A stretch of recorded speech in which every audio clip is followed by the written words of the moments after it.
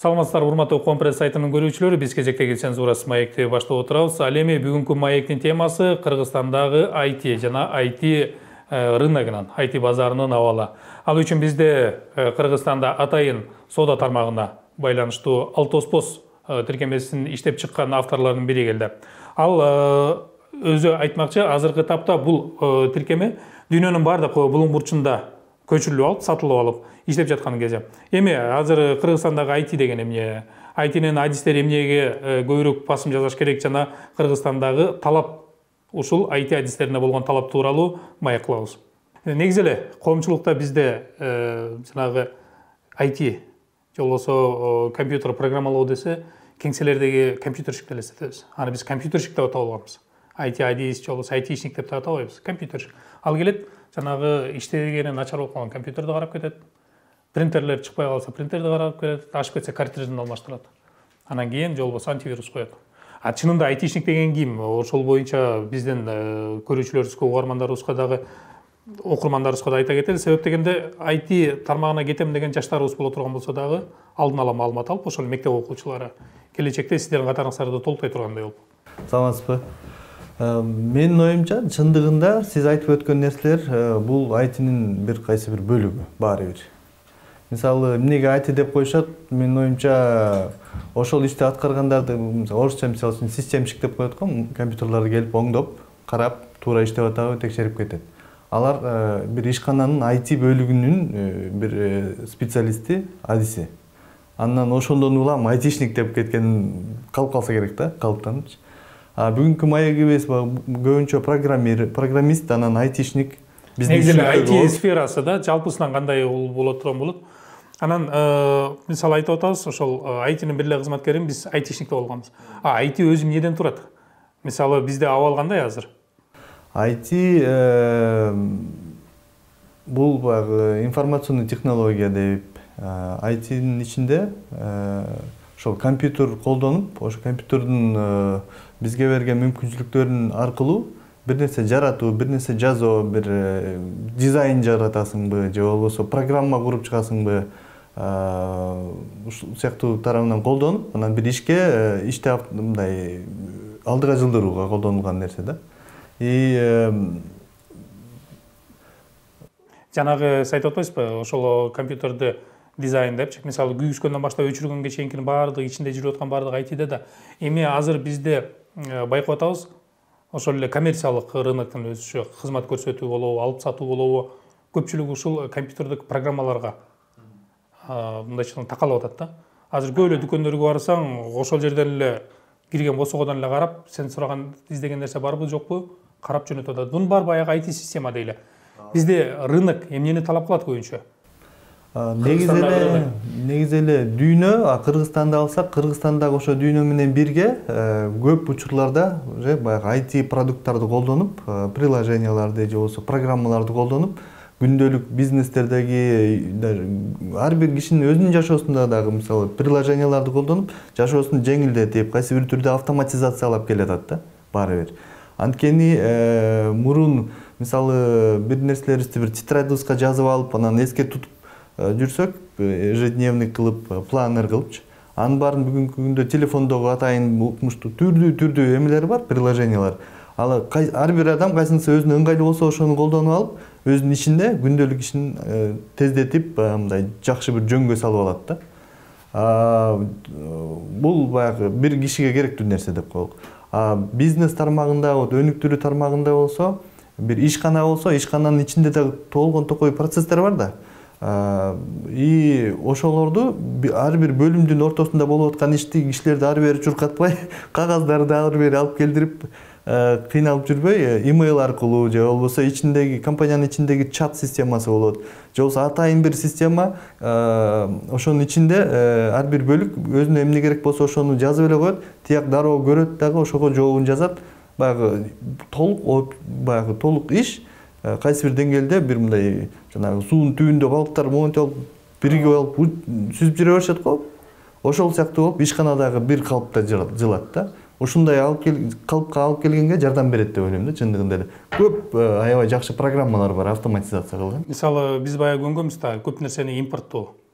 Ошол эле кайсы бир жанагы дүкөндөгү болобу, же болбосо жанагындай телефондогу тиркеме болобу программалардын көпчүлүгүн биз эмеден чет мамлекеттен сатып алабыз. Баягы илгерки айтканда ошонун установочныйын деп коелу. Силер менен айтканда установочныйын алып келип сатып алып, лицензиясын сатып алып, анан ошону иштетебиз. Бизде ошол талаптарды аткарып атабызбы биздин айтишниктер? Жаңы ошол эле тиркеме, телефонго тиркемелер чыгып атат да, бир топ. Азыр банктардагы телефонду менен башкарып баштадык. Өзүнүн эсептерибизди, карточкадагы акчаларыбызды дегендей. Ушуларды же болбосо бир дүкөндөрдө, чоң бизнестерде ошол системаны иштетип коюп бергенге биздин адистердин мүмкүнчүлүгү барбы? Нөлдөн баштап дегендей. Менин оюмча сиз айткандай чындыгында эле башынан алганда биз Кыргызстан өлкө катары биз компаниялар, ишканалар, мекемелердин баардыгы көбүнчө сатып алып, уже даяр чоң мындай дүйнөдө белгилүү качественный продукттарды колдонуп келчүбүз да. Азыр деле колдонуп атабыз. Бул мисалы Microsoft'тун продукттары, Cisco'нун продукттары, түрлүү программаларды. Алар аябай кеңири жаратылып, мындай терең майда чүйдөсүнө чейин жазылып, куралып чыккан программалар. Алар чындыгында эле чоң ишканаларды, банктарды, бизнес компанияларды, корпорацияларды автоматизацияга жардам берет да.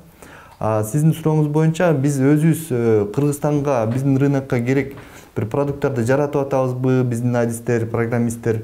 Ооба, анткени Кыргызстанда биз негизи эле баягы ушул программирование же болбосо продукт жаратуу жагында жүргөн кишилер ичара бар бирөөнүкүнүн ишин көрүп билип окуп турабыз да, же бири-бирибиз менен маектешип. Ар бир ишканада ошол ишканага таандык бир процесс болот. Башка ишканага окшошпой калганчы. Ошол процессти чечиш үчүн атайын программа жазылыш керек да, мисалы үчүн. Аны биздикилер жазып атышат. Аларды атайын ар бир компанияда банк болобу, же бир частный бизнес болобу,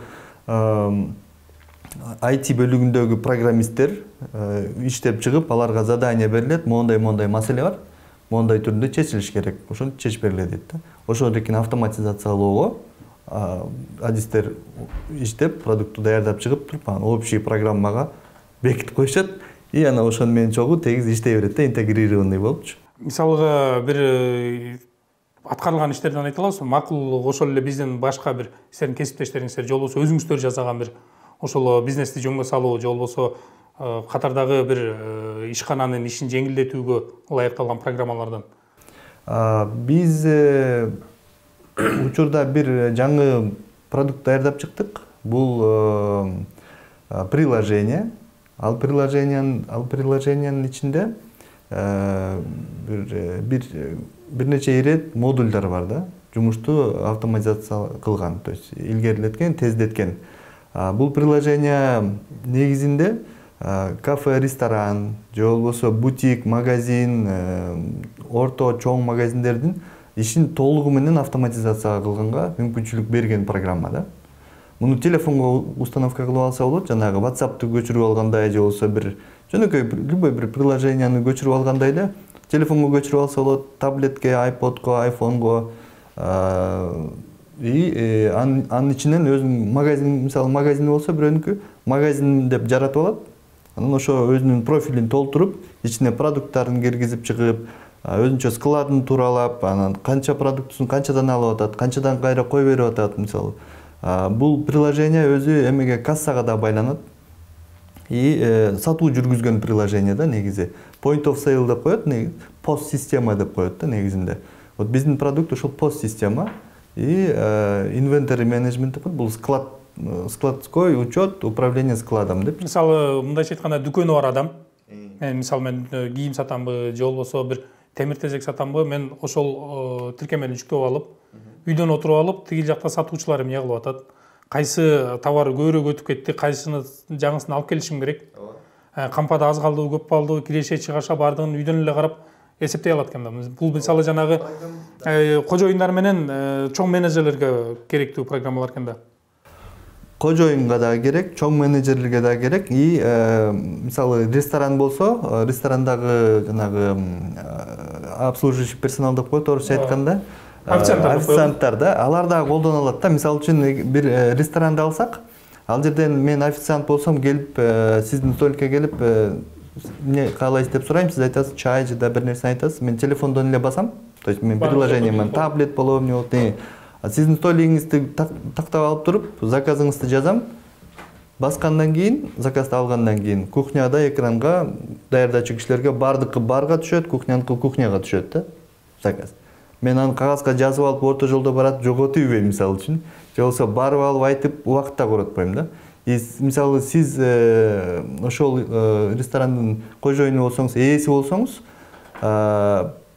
каякта болбосоңуз дагы интернет бар жерден программаны ачып алып туруп, bunday эме соода болуптур, бул кафемде мынча эме болуптур. Программанын ичинде бир нече кафе же бир нече магазинди дагы өзүнчө бөлүп киргизип аласыз дагы. Кандай соода жүрүп атат, канча акча киргиздиңиз эле, канча прибыль түшүп атат. Баарын аналитикасын көрүп тура аласыз. Ар бир сотрудник канча чек жапты, мисалы үчүн да. Кимисинин иши продуктивдүү болуп атат, кимисиники тескерисинче начар болуп атат. Эми бизде ошол сиздер жазап чыккан азыркы айтып аткан тиркемеге сурат алып жакшы элеби? Барбы сурат? Биз программабыздын аталышы altospos, altospos.com деген вебсайтта азырынча толугу менен англисче маалымат даяр. Орусчасын азыр даярдап атабыз. Негизи даярдап баштаганыбызга 1,5 жылдан ашып калды. Продуктубуздун запуск болгону, башталып элге колдонууга берилгени былтыр 2001 августтан баштадык. Августтун 3-үнөн. Учурда бүгүнкү кече күнкү статистика менен айтсак, күнүнө 60-70 то есть кайрылып келип колдонуп аткан колдонуучу бар. Бул дүйнө боюнча да. Негизи биз продуктубузду Кыргызстанга эле эмес, дүйнөгө кой бердик. Анткени бул продукт дүйнөдөгү болгон магазиндерге, болгон кафе, ресторандарга, фастфуд точкаларга бардыгына тең ылайыкталган продукт да. Негизинен кайсы тармак, кайсыл ошо дүйнөдө отосуз, кайсы өлкөлөр көбүрөөк талап кылат? Азырынча негизи кайсы өлкөдө ошол кафе, ресторан, магазиндер аябай эме болсо, мындай популярный көп болсо ошол жакта. Бирок биздики учурунда азыр Америка, Малайзия, чыгыш Азия өлкөлөрүндө болуп атат да.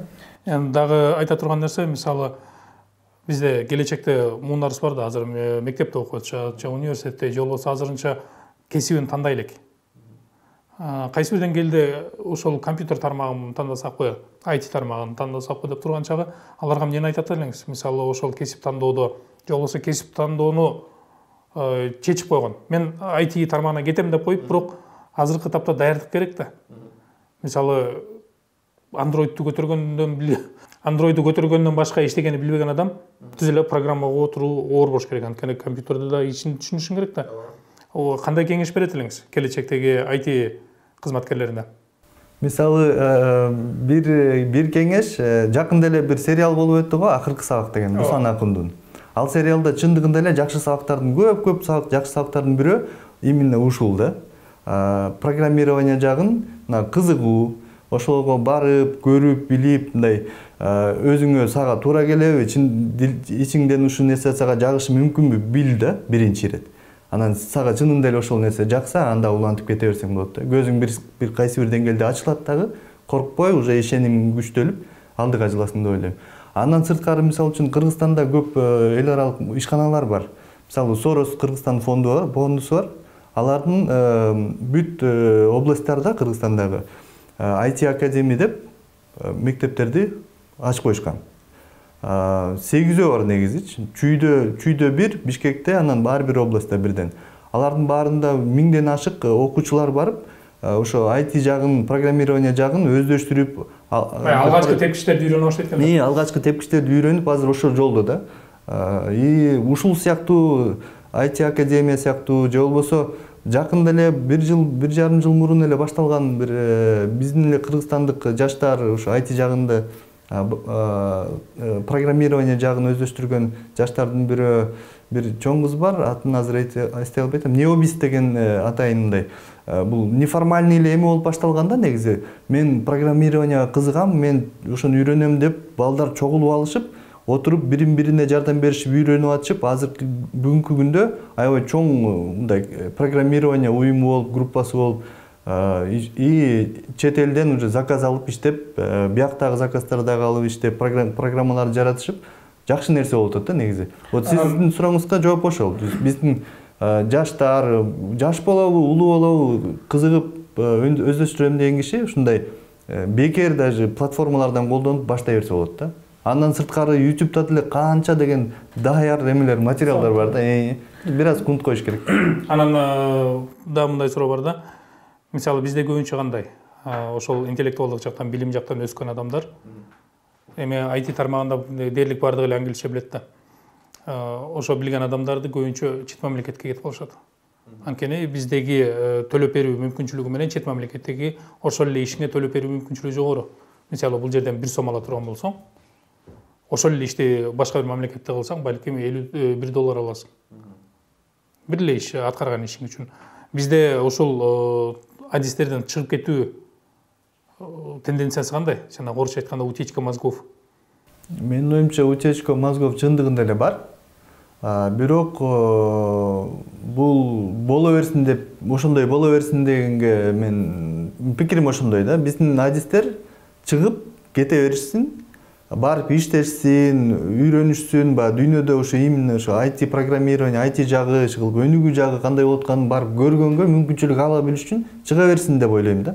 Анткени кайсы бир күн келет, ошол эле бизден кетип башка жерде жүрүп бир ишти кылып жүргөндөр ошол ишке тоюп, баягы өзү эмеси канааттангандан кийин, эми мен эмне жарата алам? Эми мен Кыргызстанга эмне кура алам? Кыргызстанга пайда келтирүүчү эмне кура алам деп. Көп эле биздин ошол чет элге кеткен балдар, кыздардын көбүнчөсү ушунун үстүндө иштеп атышат азырчы. Алар уже уюм куруп алышкан, интернетте, YouTube'да өздөрүнүн бир эмелери бар.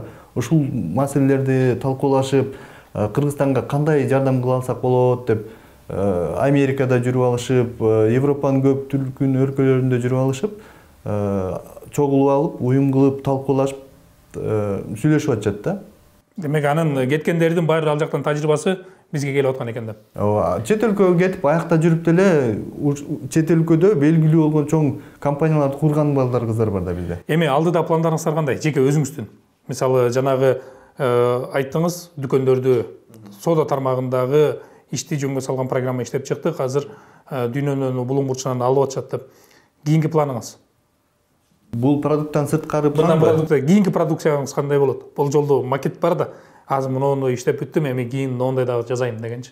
Биз буюрса, биз бул продуктты жаңы баштадык. Дагы бир нече жылдын ичинде буюрса жакшы бутка туруп, жыйынтыктуу алып кетсек деген пикир, ой, ошонун үстүндө иштеп атабыз. Мындан кийинки ойлор дагы бар, ушуга окшош продукттар.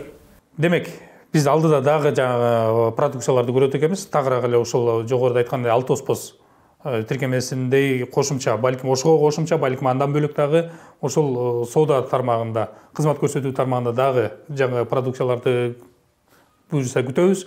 Биз болсо ушуну менен кезектеги Цензурасыз маекти жыйынтыктап отурабыз. Урматтуу Коом пресс сайтынын көрүүчүлөрү, окурмандары, биздин Цензурасыз маектин кийинки чыгарылыштарын дагы күтүңүздөр, себептен ал жерде дагы кызыктуу башка маалыматтар болмокчу.